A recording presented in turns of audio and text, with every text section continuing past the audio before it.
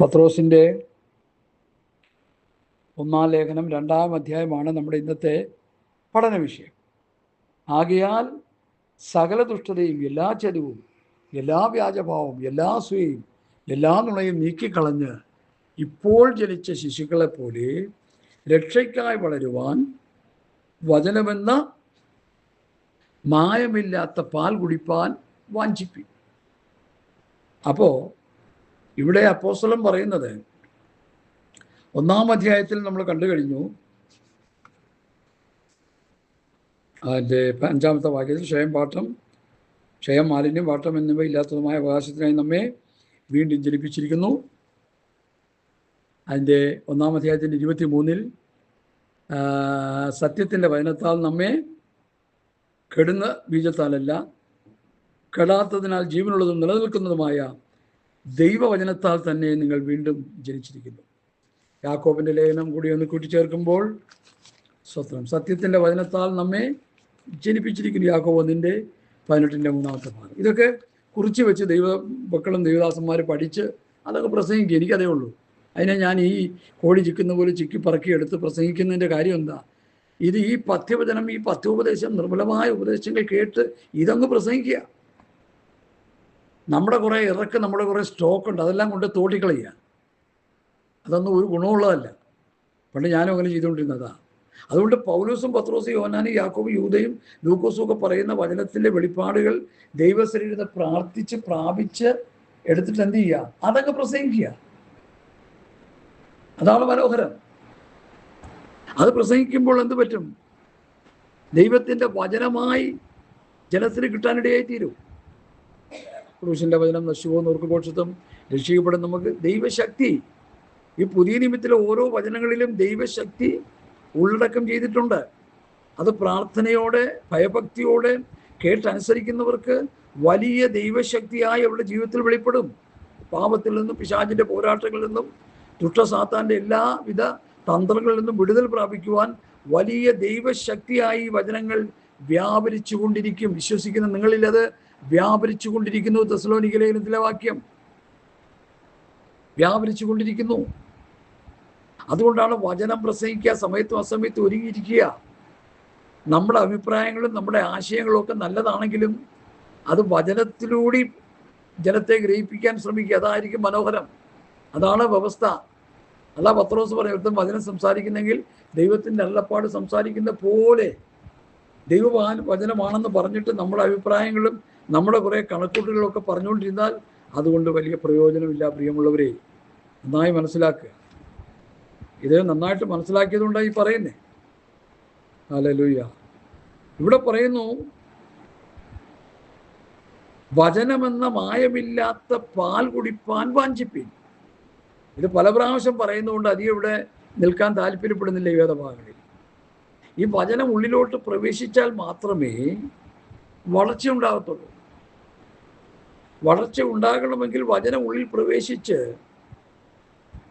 എബ്രായ ലേഖനം ആ വാക്യം നമ്മൾ വായിക്കുമ്പോൾ അതിന് കറക്റ്റായിട്ടുള്ള റൂട്ട് തെളിഞ്ഞു കിട്ടും. 4-ാം അധ്യായത്തിൻ്റെ 12-ാം വാക്യം ഒന്ന് വായിച്ചേ. 4:12 ഒന്ന് വായിച്ചേ. എബ്രായർ 4:12. വല്ലതും സംഭവിക്കുമെന്ന് നോക്കാം വചനം കേൾക്കുന്നതിലൂടെ. ദൈവത്തിൻ്റെ വചനം ജീവനും ചൈതന്യവും ഉള്ളതായി ഇരുവായ്ത്തലുള്ള ഏത് വാളിനേക്കാളും മൂർച്ചയേറിയതും പ്രാണനെയും ആത്മാവിനെയും സന്ധിമജ്ജകളെയും വേർപിടിക്കുന്നവരെ തുളച്ചു ചെല്ലുന്നതും ഹൃദയത്തിലെ ചിന്തനങ്ങളെയും ഭാവങ്ങളെയും വിവേചിക്കുന്നതുമാകുന്നു. ദൈവവചനം നമ്മുടെ ഹൃദയത്തിൻ്റെ ഉള്ളറയിൽ പ്രവേശിച്ച് ആഘാതത്തിനെല്ലാം വെട്ടി മുറിച്ച് കളഞ്ഞ് സ്വത്രം നമ്മുടെ ചിന്തനങ്ങളും ഭാവങ്ങളും ദൈവത്തിങ്കിലേക്ക് തിരിക്കുവാനിടയാക്കി തീർക്കുന്നതാണ് ദൈവവചനം. ദൈവവചനത്തെക്കുറിച്ച് പറയുന്ന എഫേസ്യ ലേഖനത്തിൽ ആത്മാവിൻ്റെ വാള്, ഒരു വിഷയത്തിലൂടെ പ്രാർത്ഥിച്ചുകൊണ്ടിരിക്കുമ്പോൾ ഒരു ദൈവവചനം ആത്മാവിൽ നമുക്ക് അരിവോടെ പ്രാർത്ഥിക്കുമ്പോൾ ഒരു വചനം നമ്മുടെ ഹൃദയത്തിൽ വെളിപ്പെട്ട് വരും. അത് ആത്മാവിൻ്റെ വാളാണ്. ആ വിഷയത്തിന്മേൽ വ്യാപരിച്ച് നിൽക്കുന്ന പോരാട്ട ശക്തികളെ ആ ദൈവവചനമെന്ന ആത്മാവിൻ്റെ വാള് കൊണ്ട് വെട്ടി മുറിച്ചു കളയുക. അപ്പോൾ ആ പോരാട്ടം മാറും. ആ വിഷയത്തിന്മേൽ വിടുതലുണ്ടാകും. ഇതൊക്കെ ആത്മീയ ശുശ്രൂഷയുടെ തലങ്ങളാണ് ഞാൻ ഈ പറഞ്ഞു വരുന്നത്. മറിഞ്ഞു കിടക്കുന്ന മർമ്മങ്ങൾ. ഇന്നിപ്പോൾ ഇതൊന്നുമില്ല. ഇങ്ങോട്ട് വന്ന് വായി വരുന്നത് കോതയ്ക്ക് പാട്ടെന്ന് പറഞ്ഞ പോലെ എന്തെങ്കിലുമൊക്കെ വിളിച്ചു പറയുക. അതിന് ചില മഹാന്മാർ പറയുന്നത്, എനിക്ക് 30,000 തരണം, എനിക്ക് 40,000 തരണം, എനിക്ക് അങ്ങനെ തരണം, ഇങ്ങനെ തരണം. എന്തിനാ ഈ ചപ്പും ചവറും പറയുന്നതിന്? വല്ല നല്ല കാര്യം പറഞ്ഞിട്ടാണെങ്കിൽ പിന്നെ അങ്ങനെ പോട്ടെന്ന് വെക്കാം. സ്തോത്രം.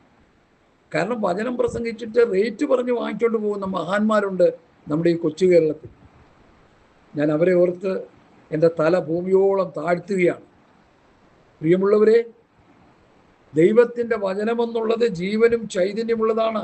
അത് ഏത് വാളിനേക്കാളും മൂർച്ചയേറിയതും പ്രാണനെയും ആത്മാവിനെയും സദ്യമച്ചുകളെയും വേർപിടിക്കുന്നവരെ തുളച്ചു ചെല്ലുന്നതും ഹൃദയത്തിലെ ചിന്തനങ്ങളെയും ഭാവങ്ങളെയും നമ്മുടെ ചിന്തകളെയും നമ്മുടെ ഭാവങ്ങളും ഭാവനകളും അതിനെയൊക്കെ വിവേചിച്ച് അതിനെയൊക്കെ എടുത്ത് ദൂരെ കളഞ്ഞ് വചനത്തിൻ്റെ വ്യവസ്ഥയിലേക്ക് നമ്മളെ നടത്തുവാൻ കഴിവുള്ള വചനമാണ് ദൈവത്തിൻ്റെ വചനം. അതിന് ശക്തിയുണ്ട്.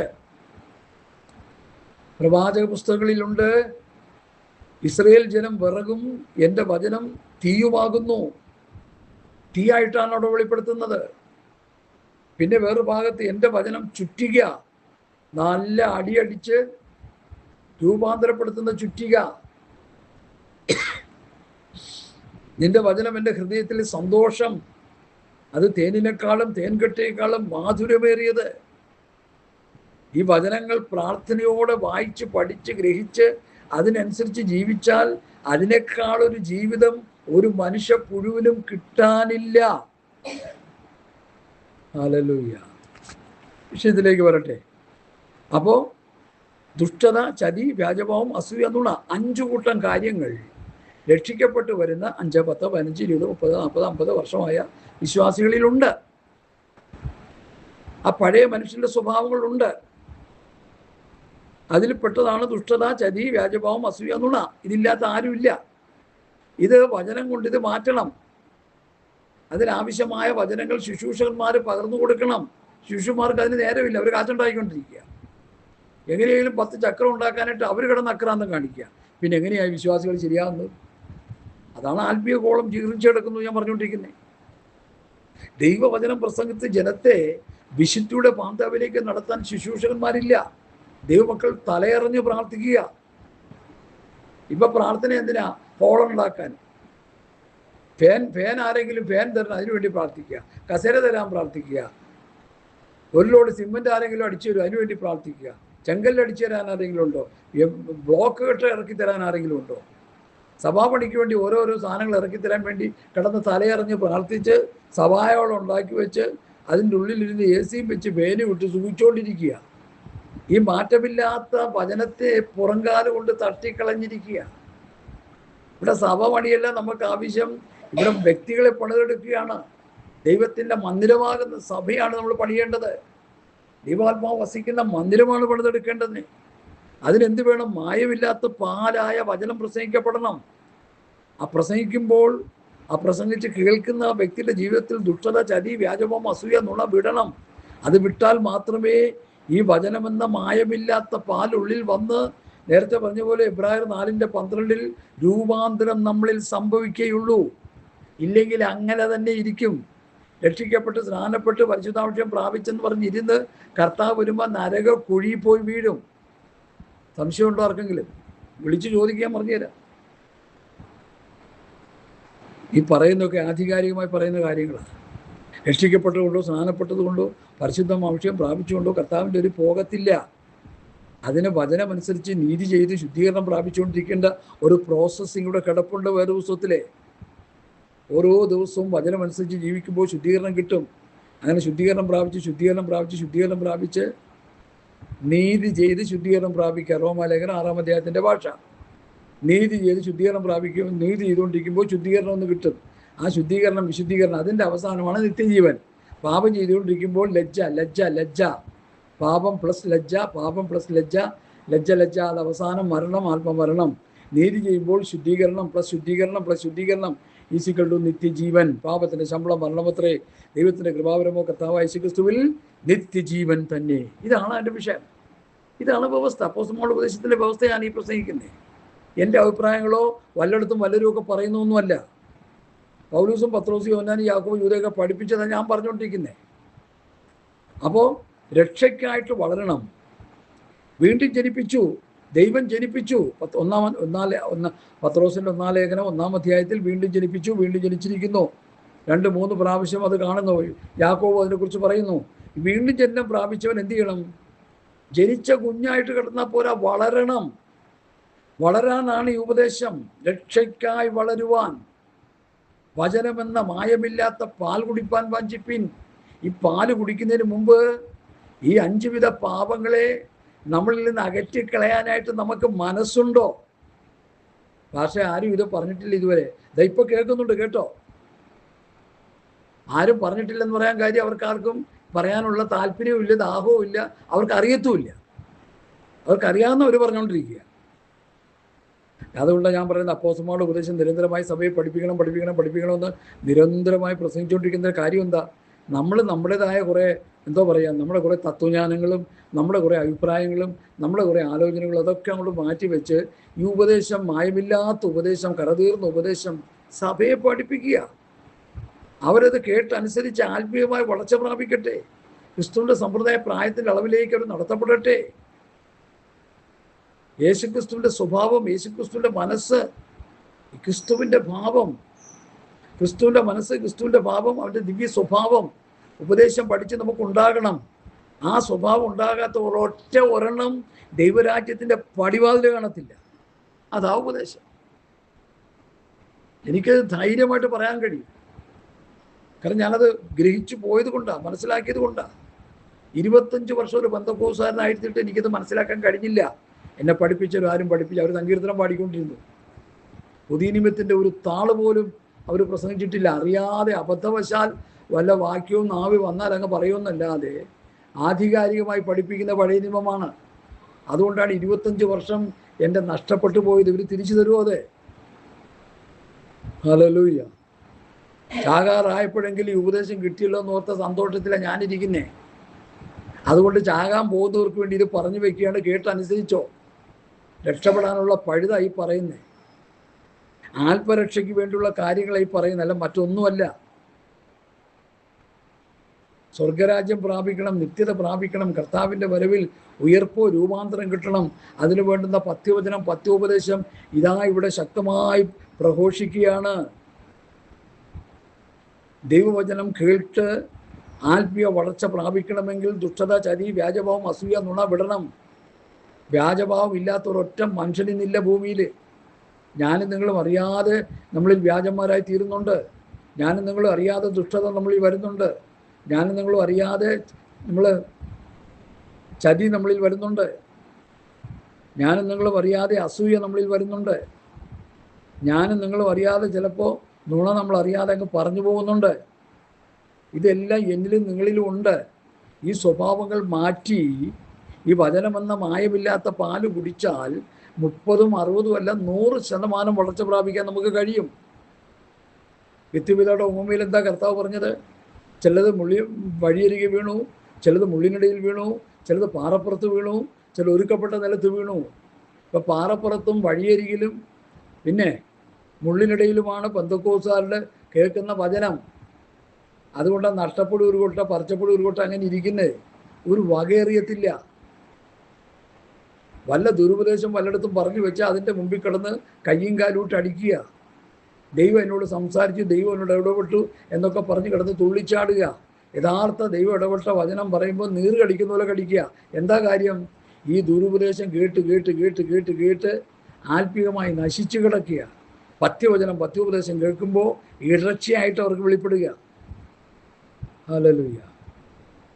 അപ്പം അതുകൊണ്ട് രക്ഷയ്ക്കായി വളരണം, രക്ഷാപൂർത്തി പ്രാപിക്കണം. എബ്രായ ലേഖനം 11-ാം അധ്യായത്തിൻ്റെ സ്തോത്രം. അവർ നമ്മെ കൂടാതെ രക്ഷാപൂർത്തി പ്രാപിക്കാതിരിക്കേണ്ടതിനെ,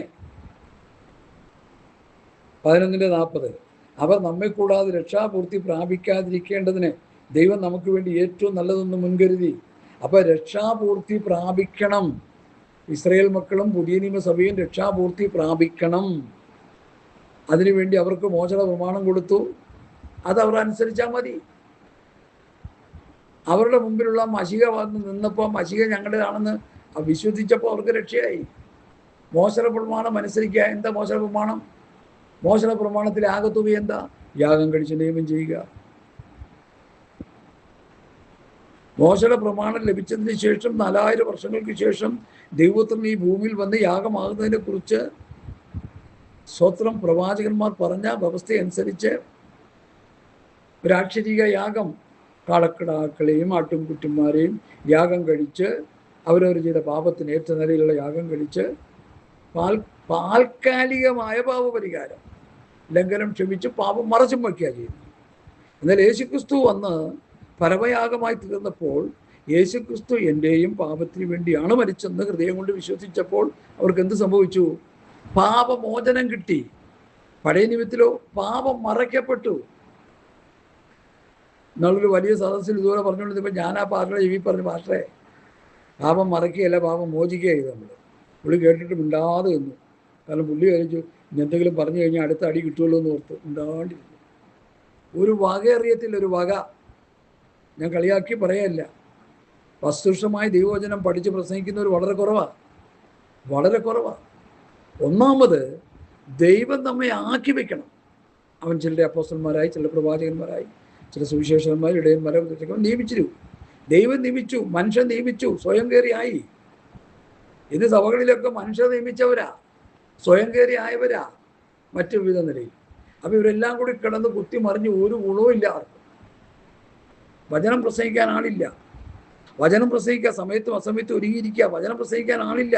സർക്കസ് കാണിക്കാൻ ആവശ്യമില്ലാത്ത കോനാമ്പിച്ചുകൾ കാട്ടിക്കൂട്ടി ജനത്തെ ആത്മീയ അന്ധതയിലേക്ക് തള്ളിക്കളഞ്ഞുകൊണ്ടിരിക്കുന്നു എന്ന് വിലപിച്ചുകൊണ്ടിരിക്കുന്ന ഒരു വ്യക്തിയാണ് ഞാൻ. ഇതുപോലെ ആധികാരികമായി പറയുന്നു, വചനം നമ്മുടെ ഹൃദയത്തിൽ പ്രവേശിക്കണമെങ്കിൽ ദുഷ്ടത വിടണം, ചതി വിടണം, വ്യാജഭാവം വിടണം, അസൂയ വിടണം, നുണ വിടണം. ഇതെന്തൊക്കെയാണെന്ന് അവരവരെ ദൈവസ്ഥനിൽ ഇരുന്നൊന്ന് കണ്ടാൽ മതി. ഞാൻ പറയേണ്ട കാര്യമില്ല. എനിക്കുള്ളത് എന്താണെന്ന് ഞാൻ കണ്ടുപിടിക്കും.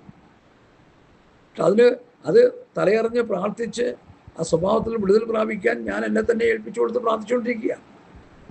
ഇത് പറയുമ്പോൾ ഈ പാപത്തിൻ്റെ കളികൾ എന്നിലുമുണ്ട്, സിംറ്റംസ് എന്നിലുണ്ട്. അത് മാറിപ്പോകാൻ ലോകത്തോട് ഇടകലർന്ന് പോകുന്ന അവസ്ഥകൾ നമ്മുടെ ജീവിതത്തിൽ വരാറുണ്ട്. ലോകത്തിലെ കാര്യങ്ങൾ കാണുകയും കേൾക്കുകയും ചെയ്യുമ്പോൾ നമ്മൾ ലോകത്തിൽ കിടക്കുകയാണെന്ന് ഓർത്തോണം. നിങ്ങൾ ലോകക്കാരായിരിക്കാതെ കൊണ്ട് ലോകത്തിൽ ഞങ്ങളെ തിരഞ്ഞെടുത്തു. എൻ്റെ രാജ്യം ഐഹികമല്ല. ഈ ലോകത്തിന് രണ്ടുപേരാകരുത്. സർവ്വലോകം ദുഷ്ടൻ്റെ അതീതെ കിടക്കുന്നു. ദുഷ്ടപിശാചിൻ്റെ സംഹാരം നാണ്ടവം നടക്കുന്ന ഈ ലോകത്തിൻ്റെ ഗതിവിധികൾക്കനുസരിച്ച് നമ്മൾ പോയാൽ നമ്മൾ ജഡീകന്മാരായി പോകും. അങ്ങനെ ജഡീകന്മാരായി കിടക്കുന്ന ഒരു വലിയ കൂട്ടമാണ് ഇന്ന് സഭകളിൽ കിടക്കുന്ന വിശ്വാസികളും ശൂഷന്മാരെന്ന് പറഞ്ഞാൽ 100% സത്യമാണ്.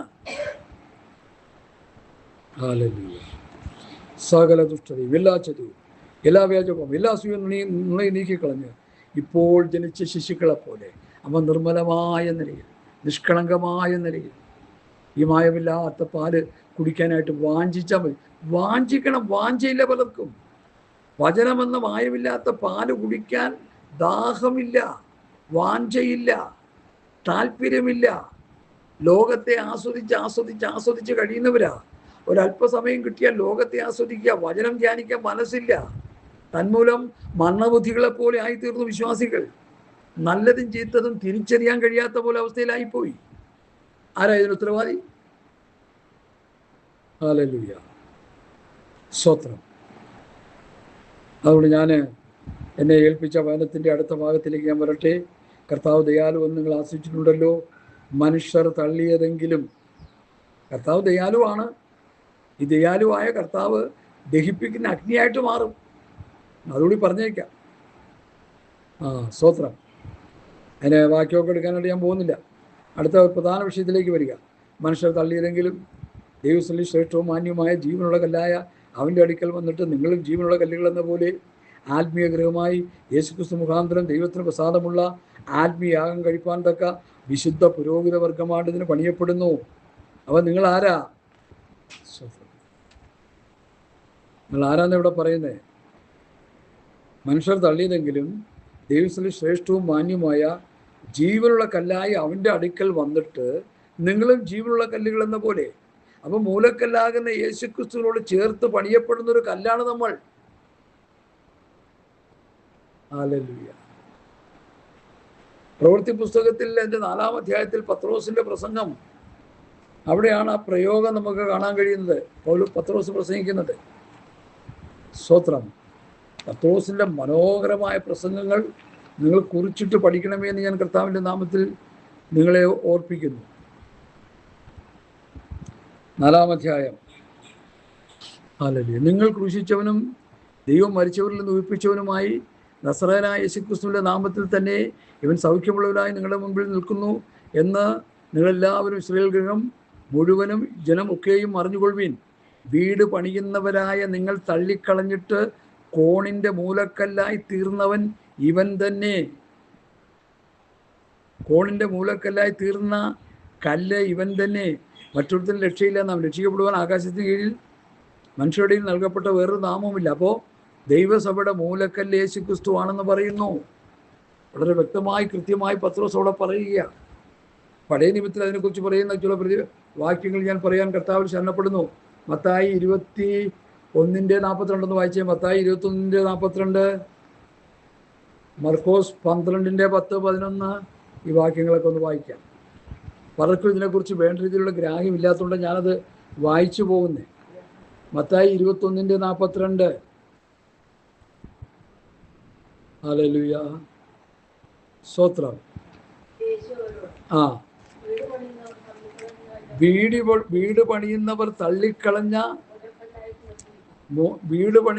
തള്ളിക്കളഞ്ഞ കല്ല് മൂലക്കല്ലായി തീർന്നിരിക്കുന്നു. ഇത് കർത്താവിനാൽ സംഭവിച്ചു. നമ്മുടെ ദൃഷ്ടിയിൽ ആശ്ചര്യമായിരിക്കുന്നു എന്ന് തിരുവെഴുത്തിൽ കാണുന്നുവല്ലോ. ഇനി മർക്കോസ് 12:10-11 ഞാൻ വായിക്കുന്നു, ശ്രദ്ധിച്ച് കേൾക്കുക. വീട് പണിയുന്നവർ തള്ളിക്കളഞ്ഞ കല്ല് മൂലക്കല്ലായി തീർന്നിരിക്കുന്നു. ഇത് കർത്താവിനാൽ സംഭവിച്ചു. നമ്മുടെ ദൃഷ്ടിയിൽ ആശ്ചര്യമായിരിക്കുന്നു. ഇനി ലൂക്കോസിന്റെ സുവിശേഷം 20-ാം അധ്യായത്തിന്റെ 17-18 വാക്യങ്ങൾ. സുവിശേഷത്തിലും സങ്കീർത്തന പുസ്തകത്തിലും ഈ മൂലക്കല്ലിനെ കുറിച്ച് പറയുന്നുണ്ട്. ലൂക്കോസ് 20:17-18 വാക്യങ്ങൾ വായിക്കുന്നു. എന്നാൽ വീട് പണിയുന്നവർ തള്ളിക്കളഞ്ഞ കല്ല് മൂലക്കല്ലായി തീർന്നു എന്നെഴുതിയിരിക്കുന്നത് എന്ത്? ആ കല്ലിന്മേൽ വീഴുന്ന ഏവനും തകർന്നു പോകും. അത് ആരുടെ മേൽ വീണാൽ അവനെ ധൂളിപ്പിക്കും എന്ന് പറഞ്ഞു. ഈ കല്ലിൻ്റെ മേൽ പണിതിരുന്നില്ലെങ്കിൽ നശിച്ചു പോകുന്നുള്ള അർത്ഥത്തിലാണ് ആ വാക്യങ്ങൾ കിടക്കുന്നത്. അവിടെ മൂലക്കല്ലാകുന്ന യേശുക്രിസ്തുവിനോട് ചേർത്ത് പണിയപ്പെടുന്ന കല്ലുകളാണ് നിത്യതയിൽ ചെല്ലുന്നത്.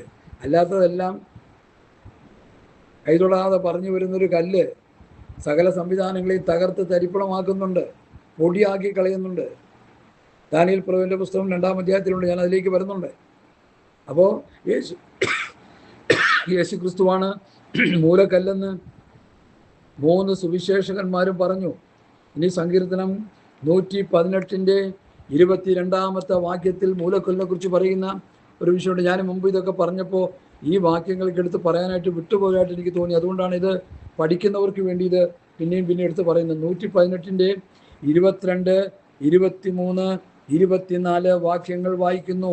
118-22 മുതലുള്ള വാക്യങ്ങൾ വായിക്കുന്നു. ശ്രദ്ധിച്ച് കേൾക്കണമേ. വീട് പണിയുന്നവർ തള്ളിക്കളഞ്ഞ കല്ല് മൂലക്കല്ലായി തീർന്നിരിക്കുന്നു. ഇത് യഹോവയാൽ സംഭവിച്ചു. നമ്മുടെ ദൃഷ്ടിയിൽ ആശ്ചര്യമായിരിക്കുന്നു. ഇത് യഹോവ ഉണ്ടാക്കിയ ദിവസം. ഇന്ന് നാം സന്തോഷിച്ച് ആനന്ദിക്കുക. ഹല്ലേലൂയ. സ്തോത്രം. എന്നെ കേൾക്കുന്ന പ്രിയപ്പെട്ടവരെ, യെശയ്യാ പ്രവചനം 26-4 വാക്യത്തിൽ എന്താ പറയുന്നത് നോക്കാം. യെശയ്യാവ് 26-4. ഇത് പ്രിയ ദൈവമക്കൾ കുറിച്ച് വെച്ച് വായിച്ച് പഠിച്ചോണം. കാരണം ഇതൊക്കെ കിട്ടാത്ത വാക്യങ്ങളാണ്. പഴയ നിയമം പുതിയ നിയമം കൂടി കമ്പയർ ചെയ്ത് പഠിക്കുന്നവർക്ക് വളരെ മനോഹരമായി പഠിച്ചെടുക്കാവുന്ന യേശുക്രിസ്തുവിനെ കുറിച്ച് പ്രതിപാദിക്കുന്ന പഴയ നിയമത്തിലെ അതിശക്തമായ വാക്യങ്ങളാണ്. 26-4 വാക്യത്തിൽ ഇങ്ങനെ കാണുന്നു: യഹോവയാം യാഹിൽ ശാശ്വതമായൊരു പാറ ഉള്ളതിനാൽ യഹോവയിൽ എന്നേക്കും ആശ്രയിപ്പീൻ. ഈ പാറ ഏതാണ്? യുഗങ്ങളുടെ പാറയായ ക്രിസ്തു. യെശയ്യാവ് 28-16 വാക്യത്തിലും നമുക്ക് കാണാൻ കഴിയുന്നു. അതുകൊണ്ട് യഹോവയായ കർത്താവ് ഇപ്രകാരം അരുളി ചെയ്യുന്നു: ഇതാ ഞാൻ സിയോനിൽ ഉറപ്പുള്ള അടിസ്ഥാനമായിട്ട് ശോധന ചെയ്ത കല്ലും വിലയേറിയ മൂലക്കല്ലുമായി ഒരടിസ്ഥാന കല്ലിട്ടിരിക്കുന്നു. വിശ്വസിക്കുന്നവൻ ഓടിപ്പോകയില്ല. ഹല്ലേലൂയ. സ്തോത്രം, സ്തോത്രം. യെശയ്യാപ്രവചനം 8-ാം അധ്യായത്തിൻ്റെ 14-15 വാക്യങ്ങളിൽ ഇതിനെക്കുറിച്ച് പ്രതിപാദിക്കുന്നുണ്ടെന്നാണ് ഞാൻ മനസ്സിലാക്കുന്നത്. 8-ന്റെ 14-15 വാക്യങ്ങളിൽ. ഹല്ലേലൂയ. എന്നാൽ അവൻ ഒരു വിശുദ്ധ മന്ദിരമായിരിക്കും. ഇസ്രായേൽ ഗൃഹത്തിന് രണ്ടിനും അവനൊരു ഇടർച്ചക്കല്ലും തടങ്കൽ പാറയും യെരൂശലേം നിവാസികൾക്ക് കുടുക്കും കണിയും ആയിരിക്കും. പലരും അതിന്മേൽ തട്ടി വീണ് തകർന്നു പോവുകയും കണിയിൽ കുടുങ്ങി പിടിപെടുകയും ചെയ്യും. മൂലക്കല്ല് യേശുക്രിസ്തു എന്നുള്ളതാണ് ഇതിലെ പഠനം. സ്തോത്രം. അപ്പോൾ ഈ പഴയ നിയമഭാഗങ്ങളിൽ കാണുന്ന ഈ പ്രവാചകന്മാർ എഴുതി വച്ചിരിക്കുന്ന യേശുക്രിസ്തുവിനെ കുറിച്ച് പറഞ്ഞിരിക്കുന്ന ഈ ഭാഗങ്ങൾ നന്നായി പരിശോധിച്ച് വരുമ്പോൾ ഇത് യേശുക്രിസ്തുവിനെ കുറിച്ച് പ്രതിപാദിക്കുന്നു എന്ന് നമുക്ക് കാണാൻ കഴിയും. അതുകൊണ്ട് എന്നെ കേൾക്കുന്ന പ്രിയപ്പെട്ടവരെ, യേശുക്രിസ്തുവാണ് മൂലക്കല്ല് എന്നിവിടെ പത്രോസ് പറയുന്നു. മനുഷ്യർ തള്ളിയതെങ്കിലും ദൈവത്തിൽ ശ്രേഷ്ഠവും മാന്യവുമായ ജീവനുള്ള കല്ലായ അവൻ്റെ അടുക്കൽ വന്നിട്ട് നിങ്ങളും ജീവനുള്ള കല്ലുകൾ എന്ന പോലെ ആത്മീകമായി യേശുക്രിസ്തു മുഖാന്തരം ദൈവത്തിന് പ്രസാദമുള്ള ആത്മീയ യാഗം കഴിപ്പാൻ തക്ക വിശുദ്ധ പുരോഹിത വർഗമാകേണ്ടതിന് പണിയപ്പെടുന്നു. ഈ ഭൂമിയിൽ നാം പുരോഹിതന്മാരാണ്. സ്വർഗത്തിൽ ചെല്ലുമ്പോൾ നാം രാജാക്കന്മാരായിത്തീരും. വെളിപ്പാട് പുസ്തകത്തിൽ അതിനുള്ള വാക്യങ്ങളൊക്കെ ഉണ്ട്. ഞാനത് സ്തോത്രം നിങ്ങളെ പല പ്രാവശ്യം വായിച്ച് കേൾപ്പിച്ചിട്ടുണ്ടെന്നാണ് എൻ്റെ ചിന്ത. എങ്കിലും ഒന്നുകൂടി വായിച്ചു പോകാൻ താല്പര്യമുള്ളത് പറഞ്ഞ സ്ഥിതിക്ക്. കാരണം ഒരു വിഷയം പറയുമ്പോൾ അതിനടിസ്ഥാനപരമായിട്ടുള്ള വാക്യം തെളിയിച്ച് പറയണം. നമ്മെ സ്നേഹിക്കുന്നവനും, വെളിപ്പാട് 1:6, നമ്മെ സ്നേഹിക്കുന്നവനും നമ്മുടെ പാപം പോക്കി നമ്മെ തൻ്റെ രക്തത്താൽ വിടിവിച്ച് തൻ്റെ പിതാവാം ദൈവത്തിന് നമ്മെ രാജാവ് എന്ന് അവിടെ എഴുതിയിരിക്കുന്നത് അങ്ങനെയല്ല. രാജാവ് എന്നുള്ള പദം തെറ്റാണ്. രാജാക്കന്മാരും പുരോഹിതന്മാരും ആക്കി തീർത്തവന്. അപ്പം നമ്മൾ ആരാ? ഭൂമിയിൽ നമ്മളിപ്പോൾ പുരോഹിതന്മാരാണ്. സ്വർഗത്തിൽ ചെല്ലുമ്പോൾ 1000 ആണ്ട് വാഴ്ചയിൽ കർത്താവിനോടൊപ്പം നമ്മൾ രാജാവിനെ പോലെ, രാജാവാകുന്ന കർത്താവിനോടൊപ്പം നമ്മൾ വാഴുമെന്ന് വെളിപ്പാട് പുസ്തകം അതിൻ്റെ 1-ാം അധ്യായത്തിൻ്റെ 6-ാം വാക്യത്തിലും 5-ാം അധ്യായത്തിൻ്റെ 9, 10 വാക്യങ്ങളിലുള്ള വാക്യം കൂടി ഞാൻ വായിക്കുന്നു. ഭൂമിയിൽ നമ്മൾ പുരോഹിതന്മാരാണ്. 1000 ആണ്ട് വാഴ്ചയിൽ നമ്മൾ രാജാക്കന്മാരാകുന്ന പുസ്തകം വാങ്ങുവാനും അതിൻ്റെ മുദ്ര പൊട്ടിപ്പിപ്പാനും നീ യോഗ്യൻ, നീ അർക്കപ്പെട്ടു. നിന്റെ രക്തം കൊണ്ട് സർവ്വഗോത്രത്തിലും ജാതിയിലും വംശത്തിലും ജാതികളിലും നിന്നുള്ളവരെ ദൈവത്തിനായി വിലയ്ക്ക് വാങ്ങി. ഞങ്ങളുടെ ദൈവത്തിന് അവരെ രാജ്യവും എന്ന പദമാണ് ഇവിടെ ഉപയോഗിച്ചിരിക്കുന്നത്. അവിടെ രാജാക്കന്മാരും പുരോഹിതന്മാരും ആക്കി വെച്ചു എന്ന് വെളിപ്പാട് 5-ന്റെ 9, 10 വാക്യങ്ങളിലും നമുക്ക് കാണാൻ കഴിയുന്നു. ഇതിൽ നിന്നൊക്കെ പഠിക്കുന്നത് മൂലക്കല്ലാകുന്ന യേശുക്രിസ്തുവിനോട് ചേർത്ത് പണിയുന്നൊരു കല്ലാണെന്ന് പുതിയ നിയമമാണ് നമ്മളെ പഠിപ്പിക്കുന്നത്.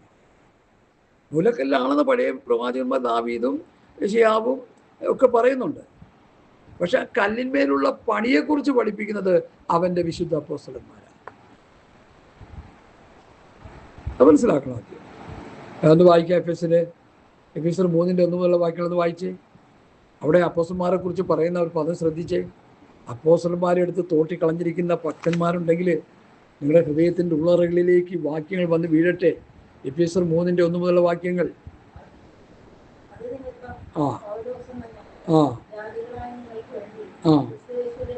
ബദ്ധനായിരിക്കുന്നു.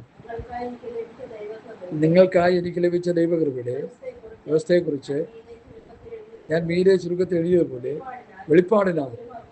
വെളിപ്പാടിനാൽ ഒരു മർമ്മം പൗലോസിന് അറിവായി വന്നു. എന്താണത്? അത് വായിച്ചാൽ ക്രിസ്തുവിനെ സംബന്ധിച്ചുള്ള നിങ്ങൾക്ക് ഗ്രഹിക്കാം. ആ മർമ്മം ഇപ്പോൾ വിശുദ്ധ അപ്പോസ്തലന്മാർക്കും പ്രവാചകന്മാർക്കും ആത്മാവിനാൽ വെളിപ്പെട്ടതുപോലെ പൂർവ്വകാലങ്ങളിൽ മനുഷ്യർക്ക് മതി, ഇത്ര മതി. ആ മർമ്മം അവന്റെ വിശുദ്ധ അപ്പോസ്തലന്മാർക്ക് വെളിപ്പെട്ടു. എന്ത് മർമ്മം? മൂലക്കല്ലാകുന്ന യേശുക്രിസ്തുവിനോട് ചേർത്ത് പണിയപ്പെടുന്ന ഒരു കല്ലാണ് പുതിയ നിയമ വിശ്വാസി എന്നുള്ള മർമ്മം മോശയ്ക്ക് വെളിപ്പെട്ടില്ല, ദാവീദിന് വെളിപ്പെട്ടില്ല. എബ്രായ ലേഖനം 11-ാം അധ്യായത്തിൽ ആദാം മുതൽ ഭക്തന്മാരുടെ ഒരു നിര ഇവിടെ കാണാൻ കഴിയും. അബ്രഹാം, ഇസ്ഹാക്ക്, യാക്കോബ്, ദൈവത്തോട് കൂടെ നടന്ന ഹാനോക്ക്, നോഹ ആദിയായ കരുത്തന്മാരായ ഭക്ത ശിരോമണികൾക്ക് ഇത് വെളിപ്പെട്ടില്ല. പിന്നെ ആർക്ക് വെളിപ്പെട്ടു? ചാള പിടിച്ച് നടന്ന പത്രോസിന്, യോഹന്നാന്, യാക്കോബിന്, യൂദയ്ക്ക് ഇത് വെളിപ്പെട്ടു. അവരോടൊപ്പം ആടിയപ്പെടുന്ന പൗലൂസിന് ഇത് വെളിപ്പെട്ടു. മൂലക്കല്ലാകുന്ന യേശുക്രിസ്തുവിനോട് ചേർത്ത് പണിയപ്പെടുന്ന കല്ലാണെന്ന് ആ വെളിപ്പാടിന്റെ അടിസ്ഥാനത്തിലാണ് അവർ ലേഖനങ്ങളിൽ ശക്തമായി എഴുതി വെച്ചിരിക്കുന്നത്. മനസ്സിലായോ? ഇതൊരു മർമ്മമാ. പുതിയ യെരൂശലേമിൽ ചെല്ലുമ്പോൾ 12 ഗോത്രങ്ങളുടെ പേരാണ് അവിടെ പറയുന്നത്. എന്നാൽ പുതിയ നിയമ അപ്പോസ്തലന്മാരുടെ പേരുകൾ ഓരോന്നാണ് അവിടെ എഴുതി വെച്ചിരിക്കുന്നത്. 12 ഗോത്രങ്ങളുടെ പേരുകൾ പുത്തനാം യെരൂശലേമിൽ എഴുതി വെച്ചിരിക്കുമ്പോൾ കർത്താവിൻ്റെ കൂടെ നടന്ന് തിന്നു കുടിച്ച ശിഷ്യന്മാരുടെ പേരുകൾ അങ്ങനെ തന്നെ എഴുതി വെച്ചിരിക്കുകയാണ് അവിടെ. ആർക്കാണ് പ്രാധാന്യം? പുതിയ നിയമ അപ്പോസ്തലന്മാർക്കാണ് പ്രാധാന്യം. മോശയിക പ്രമാണം ഒരു യഹൂദ ജാതിക്ക് മാത്രം യെരൂശലേമിൽ ഉണ്ടായിരുന്ന ഒരു ജാതിയെ ദൈവം രൂപപ്പെടുത്തിയെടുത്ത, അബ്രഹാമിൻ്റെ കടിപ്രദേശത്ത് നിന്ന്, യാക്കോബിൻ്റെ സ്വോത്രം കടിപ്രദേശത്തു നിന്നും ഉണ്ടായി വന്ന 12 ഗോത്രങ്ങളായ യഹൂദ ജാതിക്ക് വേണ്ടി മാത്രം ദൈവം സ്പെഷ്യലൈസ് കൊടുത്ത ഒരു പ്രമാണമാണ് മോശയിക പ്രമാണം. അത് നമ്മളെടുത്ത് പ്രസംഗിച്ച് അതിലെ കാര്യങ്ങൾ പുതിയ നിയമ വിശ്വാസിയെ പഠിപ്പിക്കുമ്പോൾ സൂക്ഷിച്ച് പഠിപ്പിച്ചോണം. നമുക്കും നമ്മുടെ പിതാക്കന്മാർക്കും ചുമക്കാൻ കഴിഞ്ഞിട്ടില്ലാത്ത മുഖം ശിഷ്യന്മാരുടെ കഴുത്തിൽ കെട്ടിവെച്ച് ദൈവത്തെ പരീക്ഷിക്കുന്നത് എന്തെന്നൊരു ചോദ്യം അവിടെ കാണുന്നുണ്ട്. അത് അപകടം പിടിച്ചൊരവസ്ഥയാണ്. അപകടം മണത്തോണ്ട് പറയുക. ഈ പഴയ നിയമത്തിലെ കാര്യങ്ങൾ കൊടുത്ത് പ്രസംഗിച്ച് ക്രിസ്തുവിൽ നിന്ന് അകറ്റിക്കളയുമ്പോൾ ദൈവത്തെ പരീക്ഷിക്കലാണ്. കണക്ക് ദൈവത്തോട് കൊടുത്തോണം. എനിക്കത് പറയാതിരിക്കാൻ നിർവാഹമില്ല.